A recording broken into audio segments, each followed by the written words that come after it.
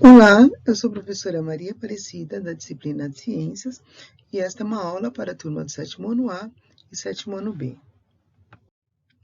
Bom, pessoal, então, para essa aula, nós vamos utilizar a apostila 4, no módulo 29, que fala sobre aves muito além do céu, a partir da página 307.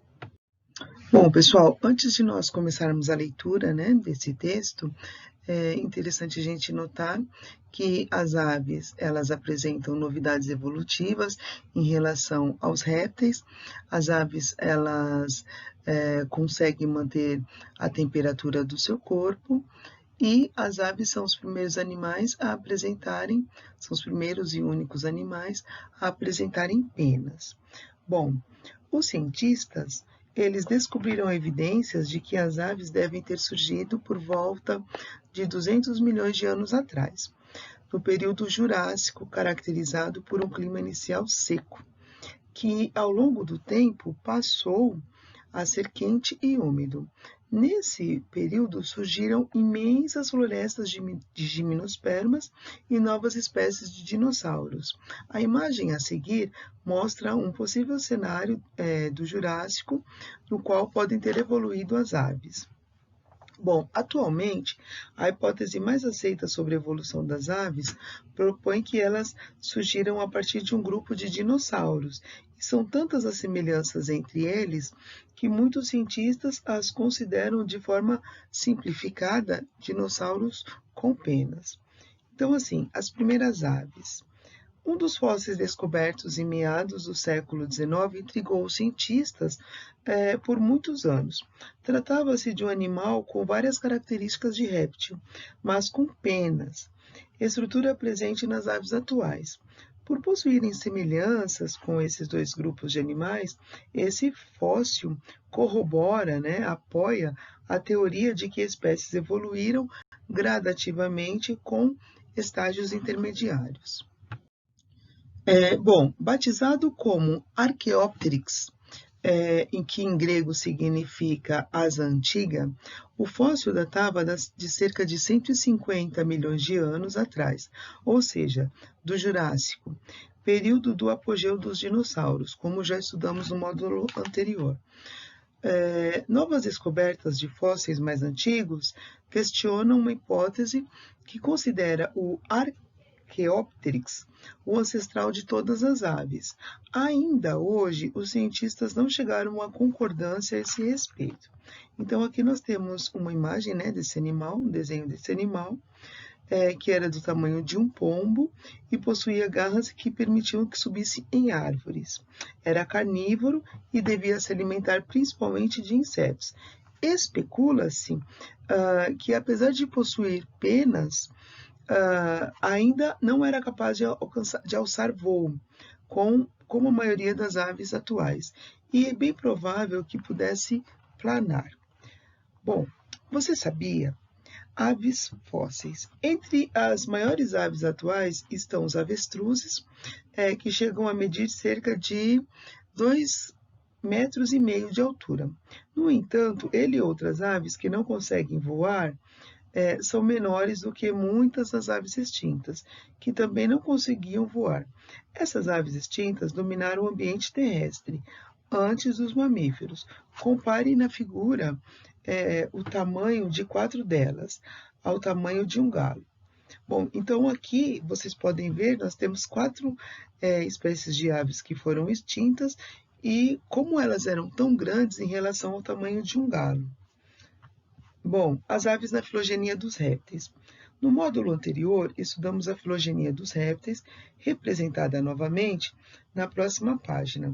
Entre as espécies de répteis atuais, os parentes mais próximos das aves, os jacarés e crocodilos, que são os crocodilianos. Isso pode parecer estranho, pois na maioria das aves, elas são delicadas e leves, capazes de voar e cantar, enquanto os crocodilos são pesados e até meio desengonçados. Bom, o estudo da história evolutiva das aves e répteis, além de constantes descobertas de novos fósseis, permitiu que os cientistas traçassem o parentesco entre esses animais aparentemente distintos, como vocês podem ver nessa filogenia. Bom, as semelhanças entre as aves e os répteis. Algumas características compartilhadas evidenciam que aves e répteis são grupos mais aparentados, como nós podemos ver nessa filogenia. Entre as características comuns está a presença da pele seca, né, impermeável no caso dos répteis. Eles também possuem ovos com casca e apresentam fecundação interna e desenvolvimento direto, ou seja, sem metamorfose, e escamas no corpo dos répteis e nas penas das aves. Além disso, alguns répteis, como as tartarugas, possuem, assim como as aves, um bico córneo, formado por uma proteína muito resistente, que é a queratina, a mesma das unhas, garras e cascos dos mamíferos. Bom, pessoal, aqui nós temos adaptações e formas, né? Ao longo do processo evolutivo, algumas das aves adquiriram uma série de adaptações que as tornaram animais voadores por excelência. Então, as penas, os ossos porosos, né, que as tornam mais leves. As penas, além de auxiliarem no voo, ajudam a manter constante a temperatura do animal. Sobrepostas, elas formam uma capa protetora que protege o corpo do ambiente externo e reduz a perda de calor. Como consequência dessa e de outras adaptações, as aves conseguem viver em locais de baixas temperaturas. Nem todas as aves voam do mesmo jeito. Os urubus, por exemplo, fazem voos planados, enquanto pombos, pardais e garças batem as asas.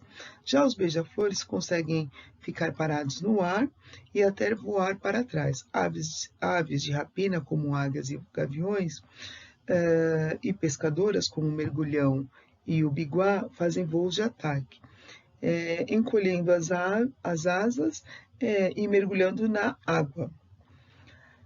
Algumas aves não conseguem voar, como avestruzes africanos e as emas americanas, mas em compensação são excelentes corredores. Nós podemos identificar as aves que voam como as carinatas, que tem o osso externo em forma de quilha, né? Um osso abalauado, enquanto que as que não voam, como as avestruzes e as emas, são chamadas de ratitas. Bom, pessoal, aqui nós podemos ver os pés das aves, que também mostram adaptações ao ambiente em que vivem. Então, aqui nós temos os que andam, já os que nadam, os que são capazes de capturar e escalar. As aves também, elas possuem bico de formas variadas, e a cada tipo representa uma adaptação que possibilita o animal obter determinado alimento. Por exemplo, o bico forte e curvo da arara, que lhe permite quebrar frutas e sementes. O bico fino e comprido da garça, que possibilite, né, se alimentar de peixes. E o bico forte em forma de gancho da águia, que possibilita se alimentar da carne de suas presas. Você sabia? Pinguins. Os pinguins são aves curiosas que apresentam algumas características particulares. A maioria das espécies vive em ambientes muito frios, eles não voam e andam de maneira desengonçada, mas nadam extremamente bem, devido às suas asas modificadas e musculosas nadadeiras. Além disso, viajam longas distâncias, caçam e nadam durante meses muito longe da costa, podendo chegar até outros continentes e voltam para a terra firme na época da reprodução, onde eles vão construir o seu ninho. Bom, reproduzindo-se com estilo. As aves apresentam comportamentos muito particulares. Para se reproduzir, primeiro precisam conquistar o parceiro, em um ritual conhecido como a corte. e que varia de uma espécie para outra. Em alguns casos, o macho exibe sua plumagem colorida e exuberante, e faz complexos movimentos, como se fosse uma dança cuidadosamente coreografada. Uma vez que o macho é aceito pela fêmea, eles vão formar um casal que em algumas espécies pode perdurar por toda a vida. Então, algumas aves são monogâmicas, ou seja, só se relacionam com um único parceiro. Na época de botar os ovos, ambos constroem ninho e geralmente o macho procura alimento, enquanto a fêmea choca e cuida dos filhotes. Um dos comportamentos característicos das aves é o canto. Eles possuem uma estrutura chamada de siringe em sua garganta, que funciona como uma espécie de apito. Quando o ar é expelido dos pulmões, passa pela siringe que vibra, emitindo sons. Esses sons podem ter diferentes funções, demarcar território, alertar sobre intrusos, entre outras características. Bom, pessoal, então aqui nós temos algumas espécies de plantas, nós temos a maritaca, a arpia, o beija-flor, 30 réis, uruatu, sabiá laranjeira, anu preto, anu branco, ema e o mutum, que são alguns exemplos de aves. Bom, pessoal, vou pedir para vocês fazerem o exercício 1 da página 310 e o exercício 2 da página 314. Pessoal, muito obrigada e até a nossa próxima aula.